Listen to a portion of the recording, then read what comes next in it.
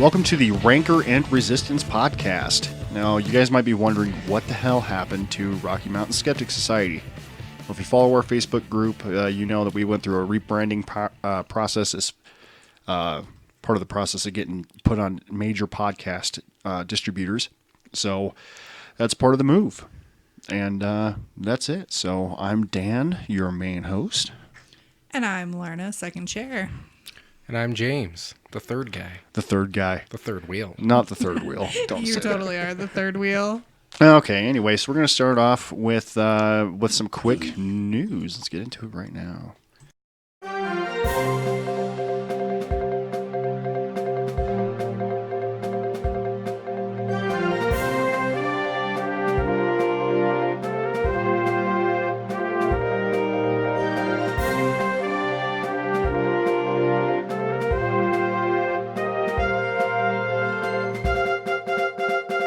Fake news. All right, well, first on the list of the news, we have a mother that goes to prison for 5 years for falsifying paperwork to get her son enrolled in another school district. You guys hear the story at all? No. No, but I know plenty of parents who've done it. You're going to love this. A homeless woman from Bridgeport, Connecticut was sentenced to 5 years in prison for enrolling her son in a school district where he did not reside. In 2011, Tanya McDowell wanted a better education for her 5-year-old son, which she was 5 then, this is a while back, and enrolled him in an elementary school in the neighboring town of Norwalk, using her son's babysitter's address as for registration paperwork. And at the time, she and her son were living out of her van and homeless, spending nights in an apartment in Bridgeport, the Connecticut Post had reported. The mother was arrested and charged with first-degree larceny and served 5 years behind bars for the stolen education, according to the Hour. There were other charges presented in the case, including drug trafficking and prostitution, so this was kind of a combined deal, but the 5 years was for larceny for this specific act. Hold on. Which she was part of a sting operation where an undercover cop had bought drugs from her and she solicited to him for sexual services. However, the grand larceny charge was stacked onto an existing case for whatever reason. So let's start with her drugs and prostitution first. Let's decrypt this, okay? Who is the victim of her drug sales? Nobody. Did she sell to a minor? Did she sell to a child? No, well, I don't know. But the thing is, I mean, if you're buying drugs from somebody, is that not a... It's a victimless crime. Therefore, it's not a crime. Right. That's exactly what I was waiting to hear. When it comes down to it, I mean, to me, it sounds like she was doing everything she could to try and at least provide what she could for her kid. I mean, if you got to sell your body or sell drugs so your kid can go to school and so you can feed them, you know what? To me, that you're at least doing the best you can. Well, and not everyone's going to see it from that point, and we're going to get to that here in a second. But so as we're debunking this whole, or not debunking, I guess, defragging this whole situation, who is the victim of her prostitution? No one. If she was willingly selling what she had, including her body, there's no crime. There's nothing wrong with it. Right. It was her choice. Consenting adults buying both drugs and sex from this lady, right? Is there a victim? No. None. Okay. So we already know that this arrest is completely immoral, right? Based on these two factors. Now, here's where it gets crazy, okay? What address and district was a homeless woman meant to use for her son's enrollment? If she has no address, how is it falsifying where she lives? She put her son in school because if she wouldn't have, she would have gone to jail for that. Look, she used the nearest thing to an address that her son had, right? Which is kid's obviously residing there when he's being babysit there, so that's the closest actual physical address that she could provide that is a legal address. Yeah, I'd agree. You know, I don't see what the big deal is with her doing this, but let's finish this off here, okay? With the defragging. Would restorative justice have been a better solution than prison for any of these crimes? If there was a victim, do you think paying them back would be the ideal situation? Now, before anybody answers, I have some points to make, and this is the point that the school made, the point that the district attorney is making, is that there's some kid somewhere that possibly could not go to that school because she had her son enrolled. I get that, okay? But is 5 years? I mean, is the education really stolen? First off, the school system in most places is compulsory, right? You got to put your kid through some type of school. She obviously can't pay for private school. She can't homeschool because she's too busy being a prostitute and a drug dealer. So what better solution is there other than to enroll her kid where she can? Well, what would have happened if, say, the babysitter decided that she didn't want to see this boy go through everything until, and took care of the kid the whole time while his mother's off prostituting and so forth? Well, then the kid is then basically she's adopting the kid temporarily. So then, of course, that kid would have still gone to school there. I don't see that the school would have lost out in one kid for going in there. You know what? Schools are overpopulated half the time to begin with. So I don't see how that changes. What keeps that same lady from adopting a kid and that kid having to go to that school? Are they now not going to, are they going to have to kick us out another student? But then he'd be a resident.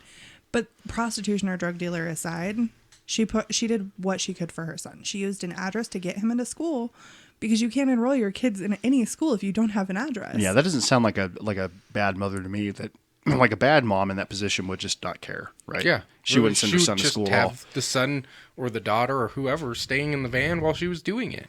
You see tons of movies that even show that exact same thing, and I'm sure there are incidences that same thing does happen. Yeah, I think this lady was legitimately trying to do her best just based on her son even having a babysitter in the first place, right? It's obvious to me that she was probably sending him to the babysitter before she'd go and do this kind of work. Here's the thing for me. Okay, this is where it boils down to having a major issue with me, is that 5 years for grand larceny, for stealing an education that's compulsory from a homeless person. And there's people all the time that are shooting people, that are raping people in the street, that are getting less. Well, and I have this is a side point that kind of goes with what you're saying, but what about all the illegal immigrants that have their kids in school? Why aren't they getting charged with stealing school then? Well, I think that a lot of that's like, well, first off, you have sanctuary cities now where they can't ask you that question, whether or not you're legal or not. And that's whatever. I think that's a district problem. If they want to let people, if they got the resources to do it, nobody's burning the school down because they're wasting resources, then that's their deal, But I guess I just see it as a catch-22. If you're going to charge this lady for doing what she could to get her kid in school and then turning around saying that she stole education when the education's supposed to be provided, how is it any more fair for them to do the same thing for someone else and not charge them? But it's not just provided. I mean, some places you do have to pay for private school, and that's fine. But school is mandatory. Yeah. Regardless. If your kid misses more than, here, it's 10 days a semester, or more than 10% of school, the parent goes to jail. Well, okay. So either way, in this case, I think what happened was they took her to court for these drug charges, decided to slap her with everything they could, because we know that's how the justice system here works. Oh, yeah. Right? I'm sure they probably had no case, so they decided to slap her with whatever else they could find to try and get her to plead. Oh, she did plea out. That's part of the deal, but she took this larceny over, I think, the drug deal. It's something. They dropped a few charges, but she inevitably did 5 years for enrolling her son in a different county. Now, this to me is just a clear example of the inadequacies of our justice system. When you can take somebody that has violated the law multiple times and they're not held accountable for their crime and they're let out on probation for various thefts and frauds, and then you take a woman who lied on her son's school paperwork to get him enrolled somewhere and she does 5 years, oh man, there's just another reason why we can't trust nobody around here with this shit. Tired of always being intimidated by those liberty-loving gun owners? Yes. Don't you wish you had an army of trained killers to dispatch those pesky political opponents? Yes. Now presenting the newest innovation in government intervention. In the lives of private citizens, the HMIS app or the Help Me I'm Scared application for iPhone and Android devices is here to help. I downloaded this app because of all the spooky gun violence. And now I can report like anybody to our local government agencies without having any of the Constitution in the way. Even Trump agrees with these methods. This is how common sense this app is. The HMIS app uses the ADP, or the Anti-Due Process feature, to immediately dispatch threats via trained killers paid for by the public. This software is connected to the NSA's pre-crime database to get addresses, next of kin, financial assets, and more, which will assist law enforcement with tactical and lethal responses to threats you identify. I have used this app many times, most notably when a conservative or those psychotic libertarians try and disagree with me or argue. It's insane. I hope that those gun owners get gunned down because they deserve it. Long live Karl Marx. Hi, I'm Officer Dickless, and I've been in law enforcement for 26 years. This tool is the next great advancement of public safety. We have a 100% conviction rate with the use of this app. And we can skirt those pesky warrants and instead implement our red flag, anti-due process, no-knock raids on unsuspecting people. Our job has never been easier, and to be honest, it's never been more enjoyable, thanks to the HMIS app. This app is free in the Google App Store. Just type in, "Help me, I'm scared" in the search bar. Remember, freedom is an illusion, and the only people who can keep you safe from those scary gun owners is your government. Long live Big Brother. This ad has been sponsored by March for Our Lives, because a dead kid always helps a democratic agenda. Stay status, my red friends. Next in the news, a St. Louis undercover cop claims officers beat him during an anti-police protest. Oh, this one's actually kind of telling. A St. Louis cop has accused his own police department of pummeling him while he was working undercover during a protest in 2017 and then trying to cover it up. Detective Luther Hall's lawsuit filed this week in the U.S. District Court alleges that his colleagues slammed him down twice and then beat him with batons, fists, and feet during a protest days after former officer Jason Stockley was found not guilty of killing a black man, the St. Louis Police Dispatch reports. The St. Louis Post-Dispatch reports. The lawsuit claims that Hall was working undercover in a crowd of people who were protesting the acquittal of a white officer. The protesters damaged windows, flower pots, whatever. Without any audible warning or justification, responding officers started using pepper spray and beanbag rounds to get them to disperse. During those moments, the lawsuit says, Hall, with his hands up, was instructed to get on the ground when he was allegedly attacked. Hall was removed from the scene and given medical treatment after a SWAT officer recognized him, but police, in an apparent cover-up attempt, never made any documentation of that arrest. The St. Louis Post-Dispatch reported, citing the lawsuit, the alleged beatdown is said to have left Hall with several herniated discs, a jaw injury that has inhibited his ability to eat, and he has not returned to the job since, which I don't blame him. Hall's lawsuit is filed against the police officers Bailey Coletta, Randy Hayes, Dustin Boone, Christopher Myers, the city, its mayor, Lyda Cruson, and others. It seeks damages for claims including excessive force, assault, false arrest, and civil conspiracy. God damn, it's like if he wasn't a cop, nobody would have listened to this story. There's probably a good chance. I mean, you right there, you just stated that there were multiple people there. How many other people got hurt or so forth that may have just been there, like a news reporter or someone that was just there? You know, I'm sure this has happened a multitude of times. The fact that this guy is an undercover cop, and I'm really hoping that this guy tells his story on a big scale, because this is the kind of shit that needs to happen. As sad as it is, it's sad that the guy got hurt, but this happens to regular people all the time, and they have no discourse. They don't have a SWAT officer to recognize them and pull them off to safety. Nope, they end up going to jail and having to fight this shit off in court, using every bit of money they have to buy an attorney, or using the state-provided legal defense, which is a load of bullshit in itself. What do you guys think? I mean, come on. Is this a good sign that maybe this stuff is starting to happen to undercover cops? I mean, do you think this guy has a message? As horrible as the situation is, it sucks that the guy got hurt. But I think him being a cop and him being like, hey, this is what happened, I think more people are bound to listen to what he has to say, and making the story more public in the fact that he is an actual police officer and he's supposed to be, one of them, and he wasn't, and they didn't know. Yeah, one of them. That's the fallacy, right? Is that these cops are just regular people, and when they put the uniform on, they don't change. But that's not true. When you have the anonymity, or anonymity. If they don't know who you are and you're dressed in SWAT clothes, you could pretty much get away with anything during one of those situations where you got smoke grenades and all kinds of shit going off. They beat the living fuck out of people. You best bet. And this guy getting beat up doesn't surprise me at all.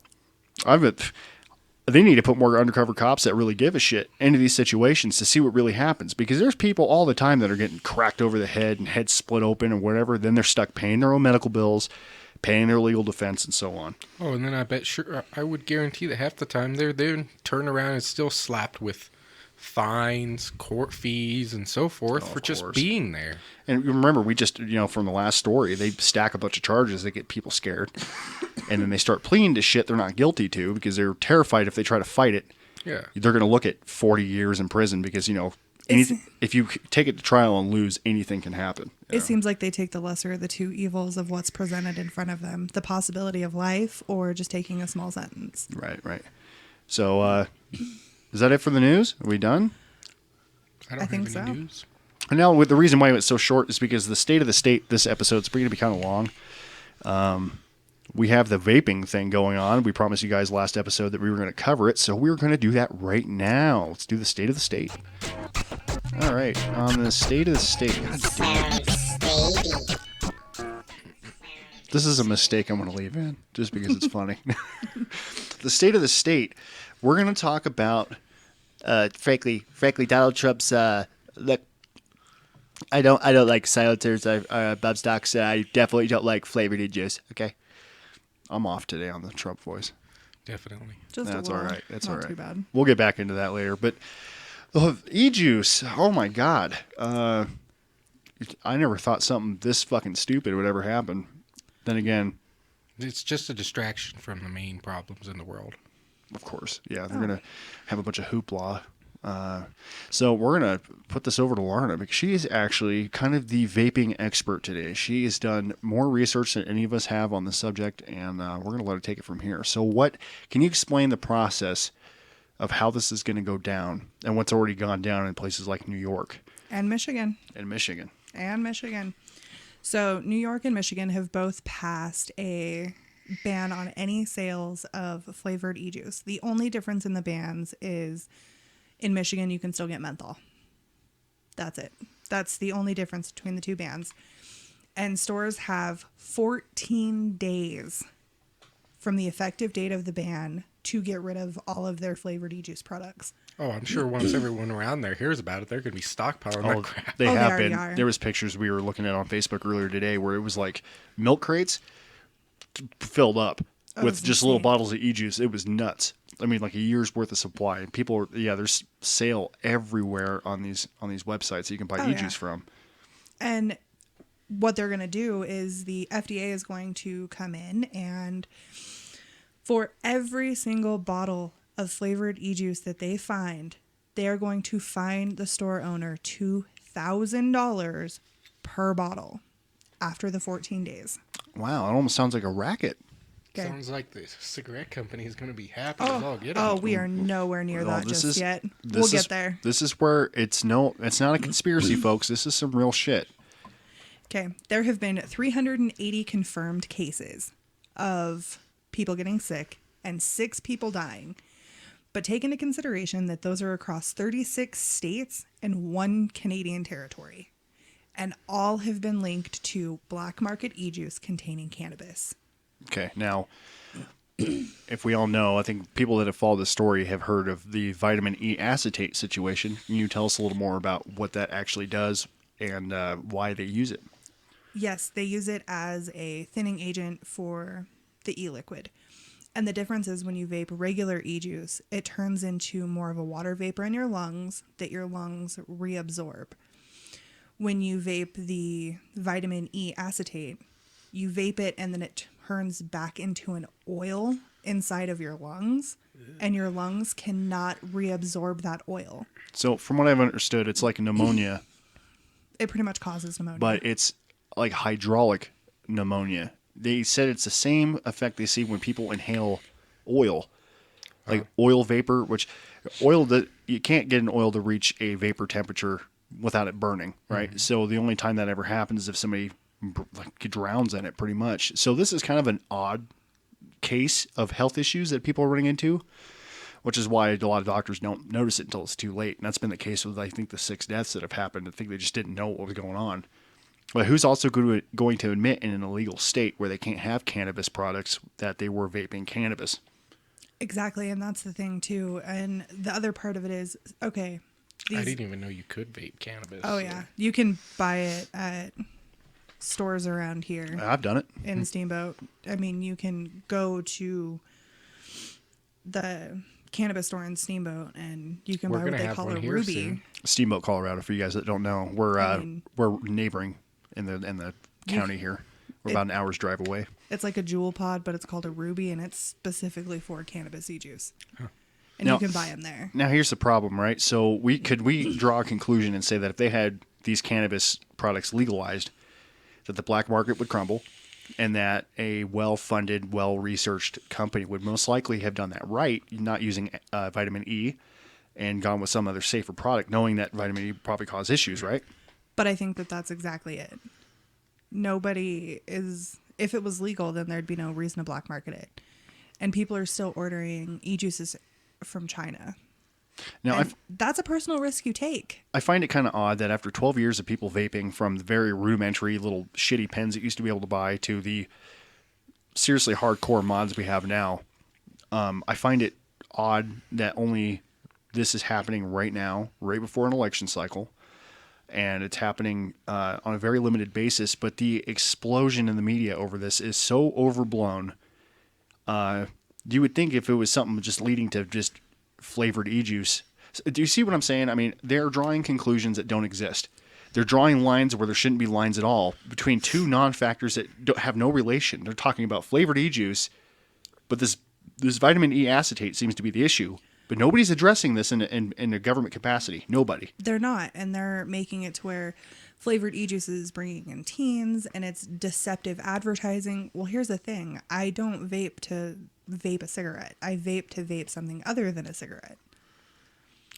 And that's the case of so many other people. But I'm not saying that these 6 people who have died, their life is not meaningful, because it is. All No. people's lives are. We can we can say for certain that had the CBD thing with vitamin E and all that not been a black market issue, This wouldn't have happened. a free market would have sorted this thing out. Once people start realizing that, hey, you're dying from this product, everyone stops buying it, right? When it's black market and that's the only thing you can get your hands on. Why aren't we banning flavored alcohol? I'm sorry. I like to drink, I think it's called Barrett's, Burnett's. Oh, the something. thing I'm drinking, Flavored vodka. My kids could probably drink this entire bottle of what I'm drinking right now. You because can it's- go buy birthday cake flavored vodka. Why Yeah. aren't they banning that? That's just as enticing to a teenager Exactly. as God damn, you nailed that cotton on the head. candy e-juice. Good point. That's a really good point. I don't think there's any advertising for vape anywhere but maybe online, right? I've Or these- never actually seen any advertisement Either for have I. vape. The only places I see advertise it are specific vape shop Facebook pages. Or on the bottle, right? There might be like bubble gum, chewy, pink, or whatever, but that's the same. That's the same It's a kind label. of. They put strawberries and all kinds of stuff on alcohol bottles all the time with, cool looking pirates with their knee up and. Oh heck, I was in Come and Go just the other day, and my daughter thought it was an energy drink, and it was a thing of beer that was all colorful that they had sitting right next to the cash register. And that's my point. Yeah, if you guys don't What's know, the difference between flavored alcohol or fun-looking alcohol bottles and a fun-looking e-juice bottle? that's a very hypocritical thing for anybody in Colorado to say that flavored e-juice is causing issues when we can sell alcohol pretty much anywhere now. Every big commercial grocery store has alcohol everywhere. They put it next to the soda aisle. It's all over the place. And just like you said, you had your daughter thinking it was an energy drink. Yeah, they have it in a little cooler right next to the cash registers and any of the gas stations. Now, how many times have you guys gone to the store and not had something scanned? Yeah. More than I'm going to admit. Me never. I'm not that lucky. What, those alcoholic beverages sometimes, would you say that they're, it's pretty easy to drink those without tasting the alcohol too much? Some of them, yeah. So what happens if a 15-year-old kid goes in there for energy drinks, picks up the wrong can, and by some chance the cashier doesn't scan it or thinks it's an energy drink or the little thing pops up? Or he gets an energy drink and one of them at the same time, and they think they're both the same thing. Right, Just scans and two then energy and then he drinks. drinks himself into a fucking stupor, walks out in traffic, and gets hit by a car because he got flavored alcohol. That is about as absurd of a chance of happening as this flavored e-juice shit.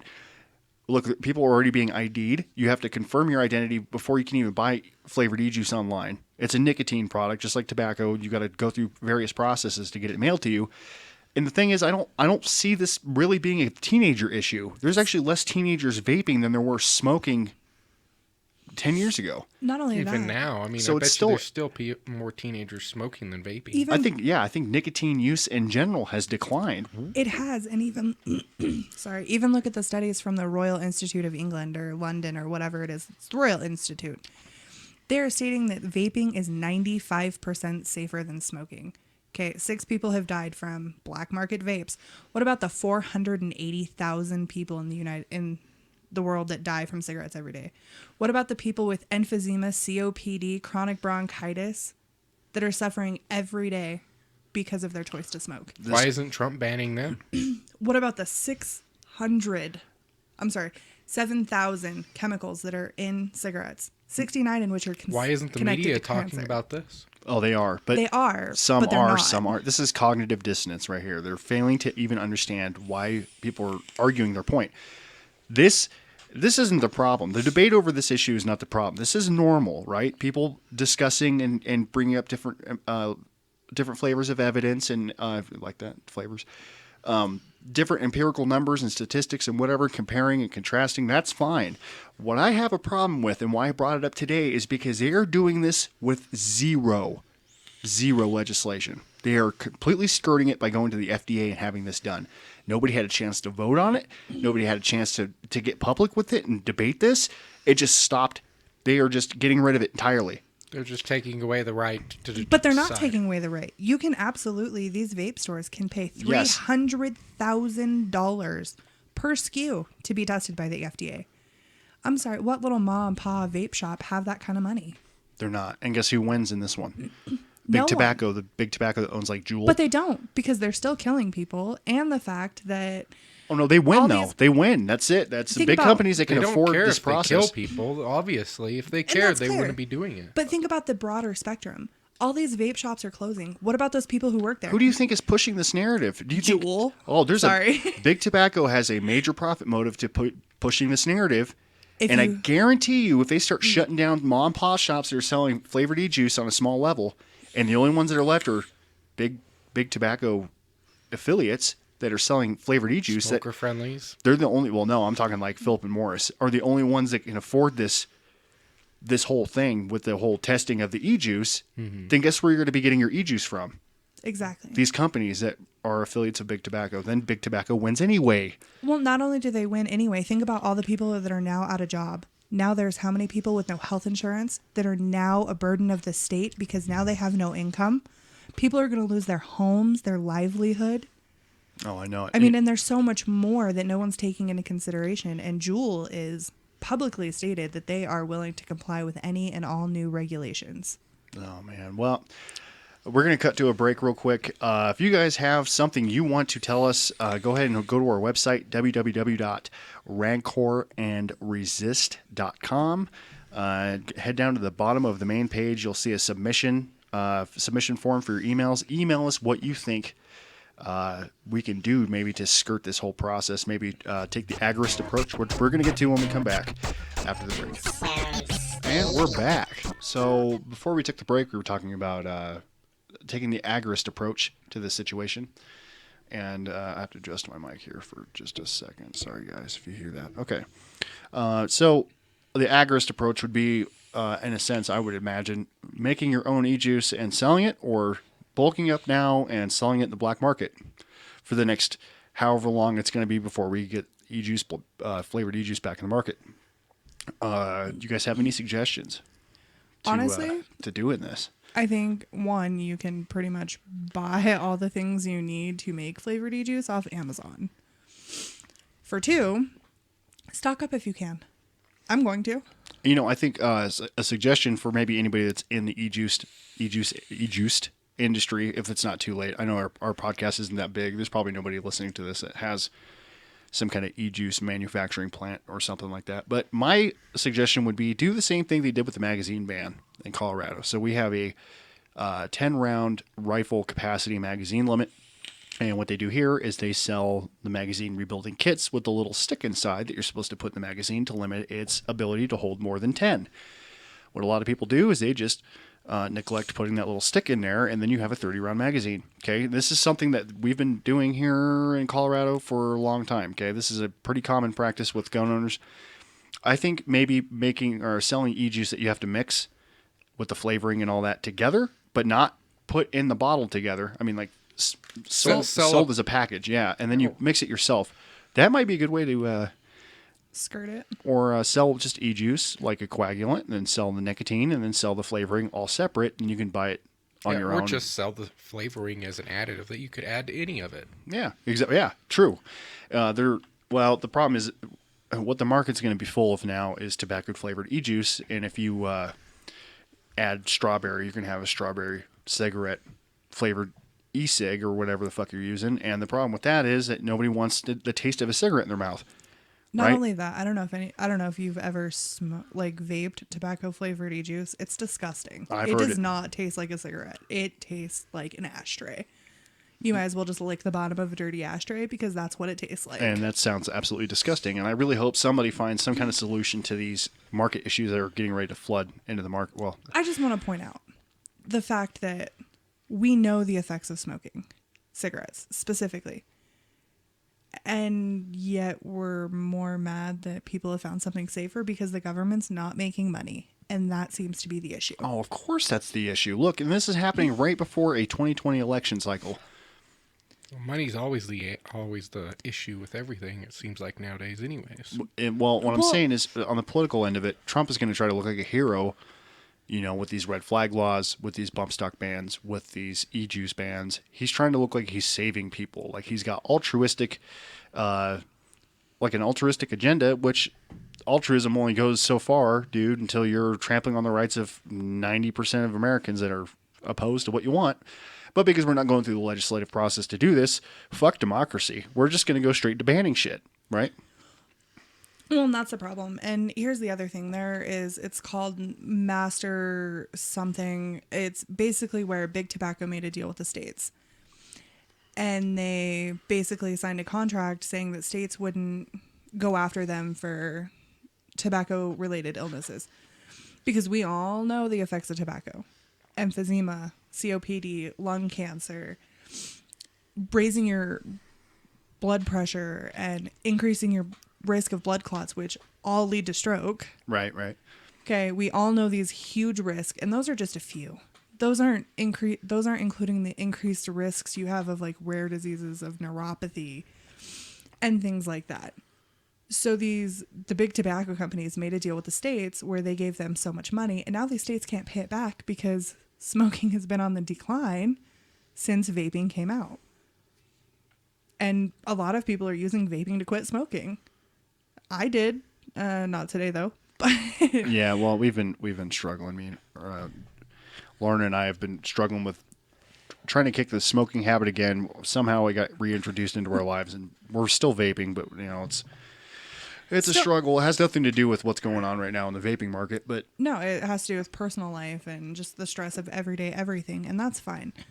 And what didn't some had to do with also, because you guys get your e-juice not here locally, so you had ran out and needed something. Well, that, and anybody who lives here knows the only place to buy e-juice in town is either you buy Jewel or Enjoy from the Come and Go.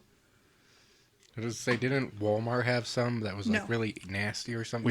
we have a terrorist fly in this fucking studio, and I'm going to try to blast it. So if you fellas, folks up there out in podcast land, hear some spraying and some noise, that's me. So Well, and the only other place in Craig where we live to buy e-juice is smoker friendly, and I've bought their e-juice and it's really bland.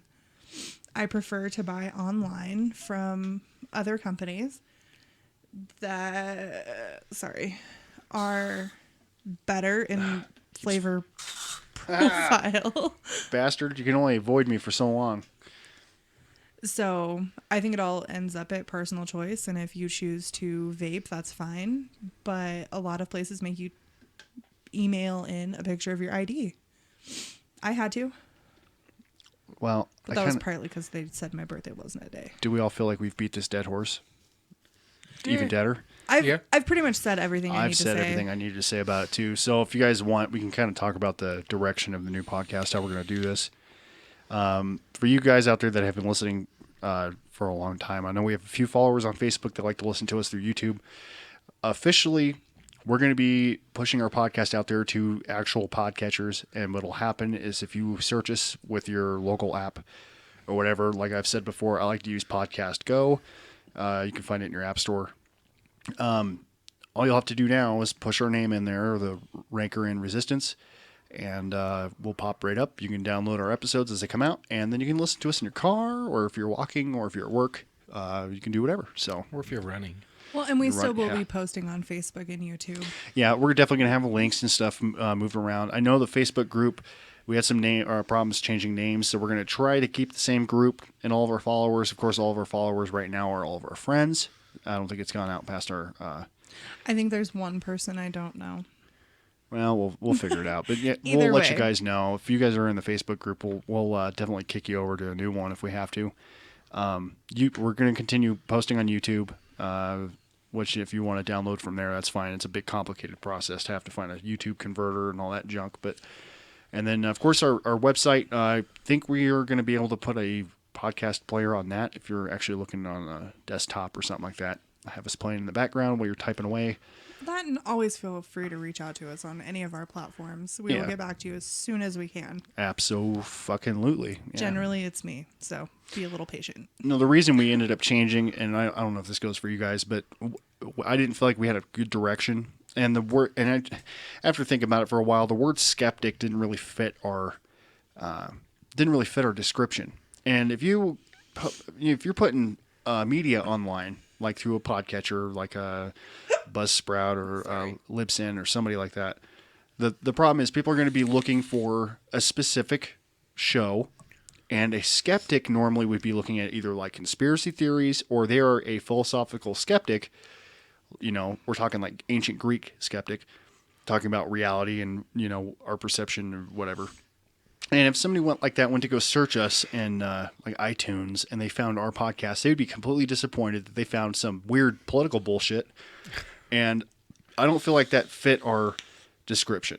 The Ranker and Resistance, I think, is a far better name for our type of podcast.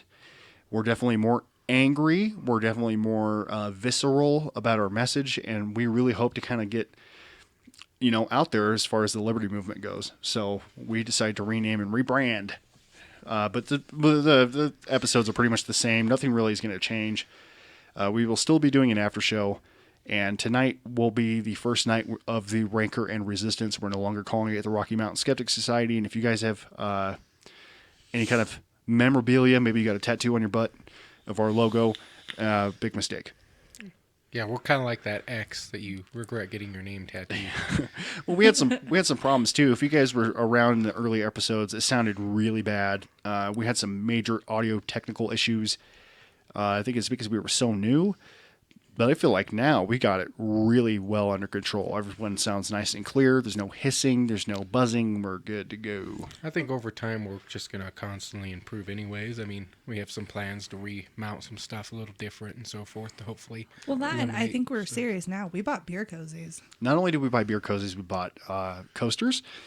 And we bought a whole nother mic for a guest. So we're going to try to get some people up in this motherfucker. Okay? We're talking good people too. People in the weed industry, people in the gun industry, people in the survivalist industry, people in the I'm an illegal immigrant industry, hopefully. Well, not only that, I mean, if you are listening and you want to come and talk with us, let us know. We will gladly have you out. If you're friends of the podcast, the actual host, if you know us personally and you're not going to come onto the podcast and talk a bunch of stupid shit, we would love to have a fourth chair, somebody just to BS with, especially with the after show, because we want to let loose on the after show. We don't want to talk about anything serious on the after show. I know we did last week, right? I don't want to be the third wheel all alone by myself. Oh, you're in the third chair. It's not the you third want to have wheel. a third. You want to be the third and fourth wheel. Well, I mean, sometimes I am. I am kind of, like... Hey, you can just say you're the third leg. Ew. Yeah, that's third, better. Third leg of the podcast. Almost 6 foot tall. He's pretty girthy. Ew. Kind of hairy. That's What, so what, much grosser. what was Wee Man called? Wee Man. Not like the name like for like three-legged. Oh, a tripod? Not a tripod, but it was something else. There's some other fancier name for it. Wee Man tripod. Well, I've seen Wee Man naked. He's not a tripod. I was thinking like off Austin Powers. Oh, you're okay. I don't remember, but I know what you're Mini-Me? talking about. He's talking about Mini-Me. Wee Man. I'm like, didn't you watch Jackass 2? He's walking through that. There's that like studio or something, a hotel. No, it was a hotel lobby, and he stands on top of the tables and starts walking, and his little wiener is fucking just swinging back and forth all crazy like. And I was like, damn.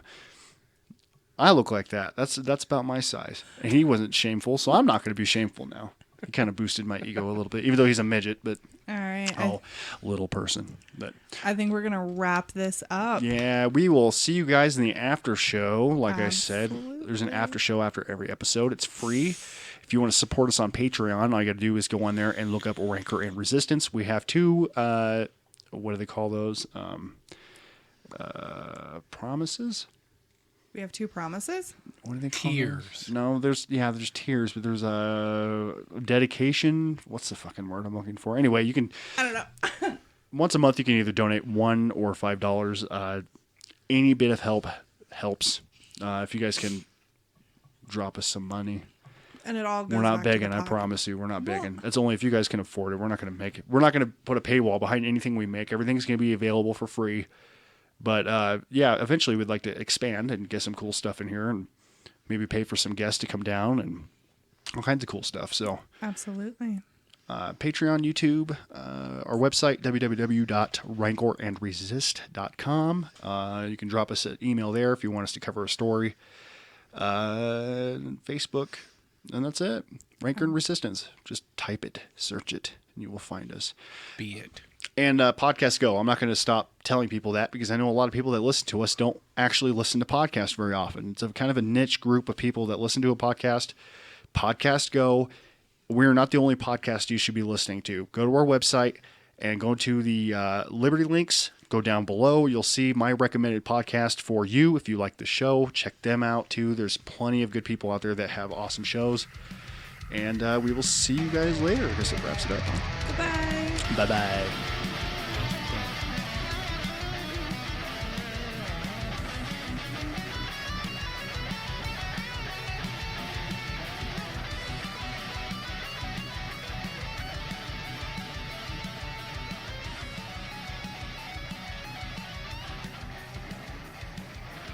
Surprise, this episode is not over. I waited to do the bad cop of the week last because this is kind of a long one.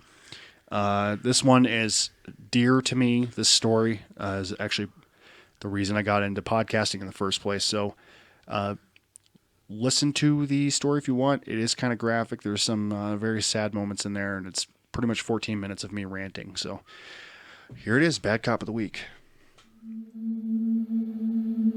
He knew his life was about to end. He was scared. The only person in that hallway who was fearful for his life was Daniel Shaver. Please do not shoot me. And listen to my instructions. If you're gonna fall, you better fall on your face. Your hands go back in the small of your back or down. We are going to shoot you. Do you understand me? Crawl towards me. Crawl towards me. Killed, fired from the force, is now getting paid, collecting a taxpayer-funded check every month for the rest of his life. ABC 15 investigator Melissa Blasius went to Mesa City staff asking how this ex-cop went from fired to medically retired. Crawl towards me. Crawl towards me. January 18th, 2016. Daniel Eaton Shaver of Granbury, Texas, age 26, had just gotten off of work exterminating birds as part of his employment. The young man, father of 2 young daughters and a husband to a young wife, was employed as an exterminator. Part of his job included going into close supermarkets like Walmart and shooting birds inside of the store with a pellet rifle. On this night, he was staying at the La Quinta Inn and Suites located in Mesa, Arizona. He had some friends that lived in town and invited them over to his room for drinks after a hard day's work. Of course, the tool of a professional exterminator had to be an impressive spectacle to his 2 friends, who held the scoped pellet rifle and at one point held it to the window to get a view of the reticle. Little did Daniel and his friends know that someone in the parking lot had spotted them in that room pointing a rifle out the window and promptly called the police. Now, we cannot reasonably expect someone who didn't know the rifle was only a pellet gun to know that from a distance, so we have to give this bystander a pass. It wasn't long before the police were storming the hotel, making their way to Daniel Shaver's room, when the 6 responding officers found Shaver's friends in an adjacent room, walking out to get ice. Commands were screamed at them to get down, and to crawl to the officers in a very specific way directed to them by the officers. With the officers' AR-15 patrol rifles trained on Shaver's friends, they were handcuffed and taken out of the hallway. A confused Shaver found himself on the same floor, last to be summoned by the armed officers. Police Sergeant Charles Langley began screaming orders at Shaver, demanding he put his hands up in the air, and then demanded he crawl toward the officers, shouting things like, "If you don't obey our commands, we will shoot you." Shaver, not knowing what was going on, responded with pleas of mercy. "Please don't shoot me," he screamed, but back between sobs of panic. Officer Langley continued to give Shaver commands, often contradicting the previous command, and then reprimanding Shaver for doing what he was told. When the crying Shaver had crawled toward the officers and got about 5 feet away, his pants began to slip. He reached back with his right hand to pull his pants up, and Officer Philip Brailsford shot Daniel 5 times with his AR-15, killing him instantly. Daniel was dead before he even hit the ground. Now, Daniel had been drinking, and at the time of his death had a blood alcohol level 3 times that of the Arizona driving limit. This added to the chaotic confusion, obviously, of the entire interaction, but at times, he seemingly tried to do the best of his ability to heed to the officer's commands. But it didn't matter, because in the end, Daniel Shaver died because of a trigger-happy cop. The next part of the story involves Officer Brailsford, of course, the man behind the trigger in Shaver's death. At the time of Shaver's death, Brailsford was a 3-year veteran of the Mesa Police and was one of the first officers to ever get a body cam for that department. Brailsford was reprimanded in the past for tackling a teenage boy at a store for what witnesses say was no apparent reason. The department did not comment on what the punishment was, but needless to say, Brailsford has been a loose cannon from the start of his police career. Multiple complaints about his conduct were brought to light shortly after Daniel Shaver's shooting, but most of the information was silenced or withheld by the department that Brailsford worked for. During the investigation, it was found that Brailsford had violated multiple police department policies and was fired from the department. One of those violations was the inscription of "You're fucked" on the dust cover of his AR-15.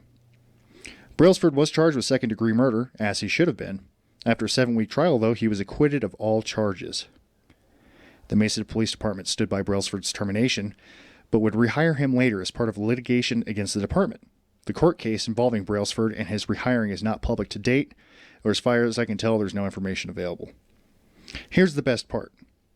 Shortly after being rehired, Brailsford filed for permanent disability and medical retirement from the police force because of PTSD. Can you guess where he got PTSD from? From Daniel Shaver's shooting and the subsequent criminal trial.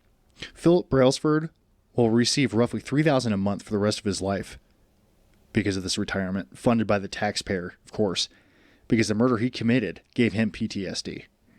Philip Brailsford, who killed a man in cold blood, acting outside the parameters of law and his own police department's policy, will collect money from the taxpayer for the rest of his life. How did this happen? Well, first and foremost, I want to say that their aggressive response could be somewhat justified. The only thing these officers knew when they showed up to the scene is that someone had been pointing a weapon out of Shaver's hotel window. But every single expert who commented on the matter said that the level of aggression in their handling of the suspect was way overboard. We're talking about experts who specialize in police shootings, and they often have some kind of bias in favor of the police. These police officers could have easily handled this situation quickly and professionally without anyone dying. Police apologists, though, in this country agree with the shooting of unarmed people when they make mistakes like pulling up their pants. Or the defense attorney in the trial had blocked some inadmissible evidence. Trials like these always get handled poorly. Most of the time because the very same police department is writing the reports and investigating their own shootings.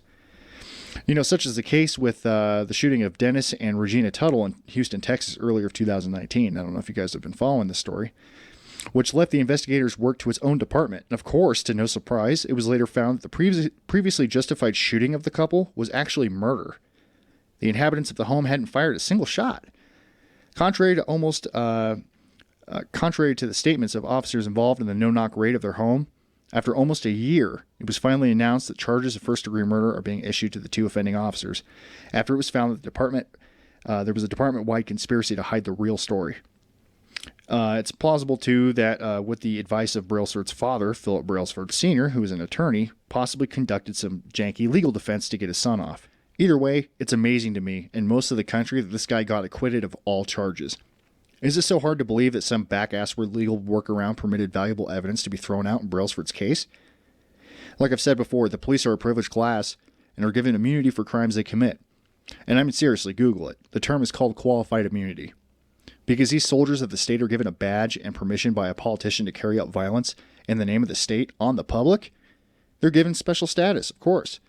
A status that beckons courts to forgive crimes like rape, extortion, fraud, assault, harassment, theft, and murder. You know, I used to have a conflicted political outlook, being raised as like a staunch conservative, and I always felt a little odd about some of the moral positions that the Republican platform took. Things like the drug war, foreign policy, which things like that never made sense to me. But when the conservative base started worshiping the police, mostly after 9/11, I became disenfranchised with them. This story is the primary reason I took the plunge into the Liberty Rebellion. Things like minimum wage, medical care was a peripheral issue to me when compared to the bloody and violent reality which is the modern American law enforcement. Innocent people are being shot at by soldiers in blue every day, and hardly ever is an enforceable accountable for their crimes. These are the same crimes that you and I would hang for. What do you think the punishment for us would be if we shot a man on his hands and knees begging for his life in a hallway? Do you think you or I would have gotten a jury to grant us an acquittal?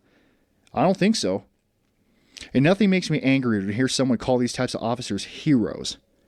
The aforementioned shooting of the Tuttle family came with it some criticism from the public, and Houston Police Officers Union President Joe Gamaldi went on the offensive, noting that we've had enough, and I quote, "If you're the ones out there spreading these rhetoric that our police officers are the enemy, just know that we've got your number now. We're going to be keeping track of all y'all, and we're going to make sure that we hold you accountable every time you stir the pot on our police officers." Well, good luck with that, Joe. Again, referencing the Tuttle case, less than a year later, we find out that these same officers that Joe was defending had shot themselves and each other. Not a single bullet that came out of a body or the walls came from the Tuttle's .357 handgun, considering all the forensic evidence states that every bullet hole was either a .223 or a .40 caliber. Those calibers happen to be the issue of that police department. You know, Ben Franklin said it best: "Those who would give up essential liberty to purchase a little temporary safety deserve neither liberty nor safety." You ever seen those stupid fucking bumper stickers where it says, "If you don't like the police, then call a crackhead"? Well, I would rather. A crackhead is less likely to shoot an unarmed crying man in a hallway begging for his life. And this is what it boils down to, folks. These cops are given roughly 110 hours of weapons training and only 6 to 8 hours of conflict management. These officers are shown hundreds of videos where police are beaten to death and then told they could be next if they aren't vigilant enough in the street. And then they're trained to shut off emotion and use these tactical logics and then set loose on the street as trained killers to extort money from people. The police do not work to protect you, folks. They do not work to uphold the Constitution. Their only job is to make government money and to be the right arm of your government's will. If you disobey them enough, eventually they will come to your home with weapons and armor, and they will either kidnap you and haul you to jail, or they will kill you. Listen, one of our, maybe 1 out of 20 officers might be in it for the right thing. They may be acting on a strong moral ambition to serve the community, but corruption is a cancer and it spreads like one. These good officers either quit the force after a short period of time or they can become complacent in the villainy. The fact is that being a police officer gives the enforcers some serious ability to abuse the people that they're sworn to defend. This brings the sickest and evilest of men to the call. When a job is brimming with opportunity to shoot people and abuse authority, you're going to get people in the department who want to abuse authority and shoot people. And the qualified immunity thing, with that, they can spin their story however they please in some kind of legal capacity and get away with anything. There was a recent story coming from Stevens City, Alaska, where every officer had been convicted of domestic violence, with the police chief himself being a registered sex offender. What do you think that police chief got his job for? What about Clayton County, Georgia? For the last 5 years, a serial rapist has terrorized the state of Georgia. At least 8 different cases of rape and sexual battery have been tied to a 24-year-old Kenneth Bowen. Now, Kenneth was going into houses and forcing women at gunpoint to perform sexual acts on him. But until now, he has avoided getting caught. All that changed, however, when the very department who was investigating his case caught him after he began the process of becoming a police officer. What do you think Kenneth was trying to do becoming a cop? To serve and protect the public? How many of those people get through the cracks and pass their stupid little interview process, huh? Think about that. With only 800,000 officers in this country, it seems like I read or get reports of abuse, fraudulence, or unjustified violence every single day. And I'm talking about stacks of stories. If you consider the violent interaction rate between the 800,000 police that are serving in this country, you are statistically safer, by my math, living a decade in Somalia than you are being stopped by police at any given moment. But people are content in trading liberty for temporary safety, so unless people start getting loud about their objections to this disgusting situation we're in, we'll never leave its grasp. This is a fucking police state, and you are the target. Make no mistake. You know, it could have been any one of us in that hallway where Daniel Shaver was murdered. And it only takes one phone call to put you in that same position he was in that night.